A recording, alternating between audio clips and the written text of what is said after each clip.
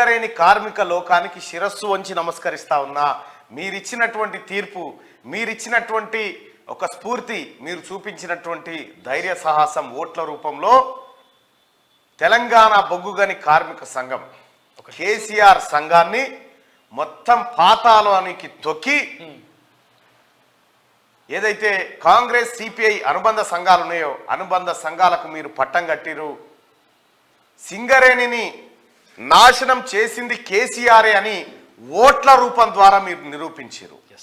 కాబట్టి మీ అందరికీ శిరస్సు ఉంచి ధన్యవాదాలు తెలియజేస్తా ఉన్నా. మిత్రులారా, సింగరేణి ఎన్నికల్లో ఏఐటిసి ఐఎన్టీసీ మధ్య హోరాహోరు పోరు జరిగింది. ఇవి రెండు రాజకీయ పరంగా మిత్రపక్షాలు. ఇప్పుడు కాంగ్రెస్ సిపిఐ మిత్రపక్షాలు అయినప్పటికీ సింగరేణి ఎన్నికల్లో అవి విడివిడిగా పోరాటం చేసినాయి. ఏదేమైనప్పటికీ అటు ఏఐటిసి ఇటు ఐఎన్టీసీ రెండు కలిసి విజయడంకా మోగించినాయి. 6 స్థానాల్లో ఐఎన్టీసీ కాంగ్రెస్ అనుబంధ సంస్థ అయినటువంటి కాంగ్రెస్ పార్టీ అనుబంధ సంస్థ అయినటువంటి ఐఎన్టీసీ 6 స్థానాల్లో విజయం సాధిస్తే 5 స్థానాల్లో ఏఐటిసి విజయం సాధించింది. అయితే ఓట్ల పరంగా చూసినప్పుడు ఏఐటిసికి అధికంగా ఓట్లు 2000 ఓట్లు అదనంగా రావడంతో గుర్తింపు సంఘంగా సింగరేణి గుర్తింపు సంఘంగా ఏఐటిసిని ఎన్నుకోవడం జరిగింది. ఇది ఎన్నికల ఫలితం. ఇక గెలిచినటువంటి నాయకత్వానికి అందరికీ, గెలిచినటువంటి ఏఐటిసి అలాగే ఐఎన్టీసీ నాయకత్వానికి అందరికీ శుభాకాంక్షలు తెలియజేస్తూ మార్నింగ్ న్యూస్ ద్వారా మీరు కార్మికుల పక్షపాతిగా ఉండి సింగరేణి సంక్షేమం కోసం సింగరేణి కార్మికుల కష్ట సుఖాల్లో పాలు పంచుకొని వాళ్ళ క్షేమాన్ని కాంక్షించాలని మనసారా కోరుకుంటా ఉన్నాం. సింగరేణి సమస్యలన్నింటినీ ఎలుగెత్తి చాటుతూ ఆ సమస్యలకు పరిష్కారం కోసం మీరు ప్రతినిధులుగా మారినందుకు మీకు తీన్మార్మల తరఫున శుభాకాంక్షలు. అలాగే నేనేదైతే ఇక్కడ మనుగూరు నుంచి అక్కడ సిర్పూర్ కాగజ్ నగర్ వరకు సింగరేణి యాత్ర నిర్వహించడం జరిగింది. సింగరేణి యాత్ర నిర్వహిస్తే ఇప్పటిదాకా మీరు ఫోటోలు చూసారు కదా, అవన్నీ సింగరేణి యాత్ర నిర్వహించి కేసీఆర్ ఎలా మోసం చేసిండు సింగరేణి వల్ల కార్మికులకు ఎంత నష్టం జరుగుతూ ఉంది, అందులో కల్వకుంట్ల కవిత గారి పాత్ర ఏంది, కేసీఆర్ పాత్ర ఏంది, కేటీ రామారావు పాత్ర ఏంది, అక్కడ ఉండేటువంటి రాయల్టీ నిధులను సిద్దిపేటకు ఎత్తెత్తుకపోయారు, ఇవన్నీ కార్మికులకు వివరించడం జరిగింది. సో ఒక 4 రోజుల పాటు సాగినటువంటి సుదీర్ఘమైనటువంటి యాత్రలో కార్మికులందరి చేత అయితే నేను అప్పుడు చేస్తున్నటువంటి క్రమంలో టీఆర్ఎస్ సర్కార్ ఉండే, సిఎండిగా శ్రీధర్ ఉండే, నన్ను ఎక్కడికక్కడ మా టీంని పోలీసులను పెట్టి అడ్డుకునే ప్రయత్నం చేసిండు.